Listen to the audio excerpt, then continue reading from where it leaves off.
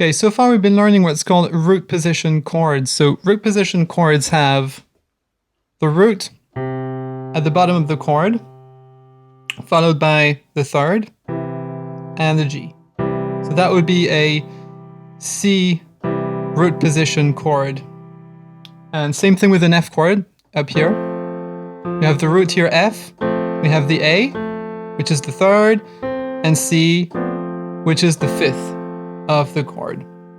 So let's say we're playing a C chord, and the next chord in our chord progression is an F chord. Well, if we're playing root position chords, we're going to be jumping up quite a bit. So the solution to this is to use what's called inversions. Instead of playing like this, C to F, we could play like this. And that would be an inversion of the F chord.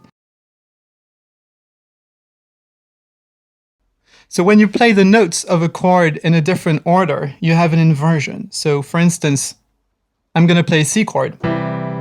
If I take the C here at the bottom, so the root from the root position chord, and if I play this up an octave up here, I have a C chord again, which is a C inversion. So C chord, this is an inversion, and this inversion is called a first inversion chord. Right? So now if I take, from here, if I take the E and move it up an octave, I now have this chord, which is a second inversion C chord. So now we have 5, 1, and 3, or the fifth, the root, and the third. Yeah? And if I do that one more time, then I'm back on my root position C chord. So let's play that a bit. Let's practice this. So root position C chord, take the C up an octave, first inversion C chord, now C is at the top, and second inversion C chord, and now we have a root position C chord again. So from the top, C, C again. Just the order of the notes has changed. It's still C, E, and G. Now let's go down again. That's still a C chord, first inversion C chord, and down again we have C, E, G, which is our root position C chord. So if we do the same thing for the F chord, we have F here, root position F chord. Now we're going to move this F here up an octave. So we have our first inversion F chord.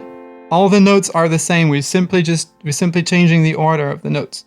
Now we have our second inversion F chord. And now let's see if I can reach this. We have our root position F chord. So F chord, root position. That's our second inversion.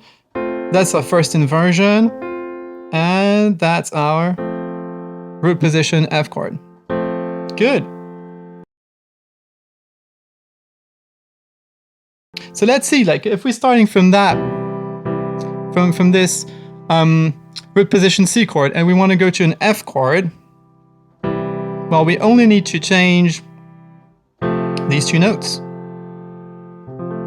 right here, because that would be our root position F chord. Take that C, move it to the bottom, and we got C to F.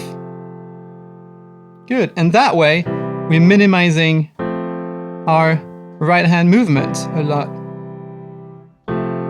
because we can just do this, and it sounds, for the most part, this sounds a lot better. It sounds way smoother when you do this. So good. Let's see if we were to change from a C chord to a G chord. So what would happen here? So let's see. So this one is C, and now we're going to jump all the way here. That's an even bigger jump. Okay, so let's see. Can we find a G inversion that is closer to that C chord we started with. So we notice we already have the G on top here. So if I go to this one here, this G chord, and if I move the G up an octave, I have this inversion here, which is the first inversion of my G chord. So I can smoothly move from our C chord to our first inversion G chord. So let's see, if we have a C chord, and this time we want to move to an A minor chord. So we have C here, and let's pick the closest A minor chord we can find, which would be here. So this is not bad. It's not as bad as the other two, but there's a better way. So if you look at it, let's take this A minor chord. What if we move this A here, again, up an octave? Now we have this chord. So from A minor here to an A minor first inversion. So we have C major to A minor, C major, A minor. And all you got to do here is just move one note. One note. There's only one note that changes between a C major chord and an A minor chord. All right, let's do a couple more in the key of C. So let's say we have a C chord here. We're going to start with C. And the next chord is going to be an E minor chord. So we got C to E minor, right? Which is not bad at all. But we can make that a lot smoother. What if we took this B on top, or the fifth of the E minor chord, and played it at the bottom, like this? So now we got C to E minor. Some rules for inversion. So if the chords are far apart, so for instance, like the ones we just did, you know, like our C chord to our E minor chord, our C chord to our A minor chord, C to G, or C to F, you know? When these chords are far apart, then I suggest that you pick an inversion for one of the chords. So you could start with a root position, the first chord in root position, and then pick an inversion for the second chord. However, if the chords are really close, so for instance, if we're moving from C major to D minor, then it makes a lot more sense to just move from one to the other chord like that, and use the same, either this, like the same root position chord or the same inversion when you're moving from C to D minor, for instance, because they're very, very close. If we were on the first inversion C chord here, and we were going to move to a D minor chord, I would just use the same inversion.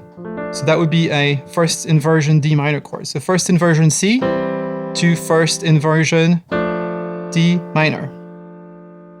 Okay, good. And same thing. So if we were going from an F chord, let's say this one, so that is a second inversion F, to a G, well, I would just use the same inversion for my G chord. So second inversion G chord. So it's all about minimizing movement, and that will make you sound a lot better when you're playing your chord progressions or when you're just playing piano and accompanying someone.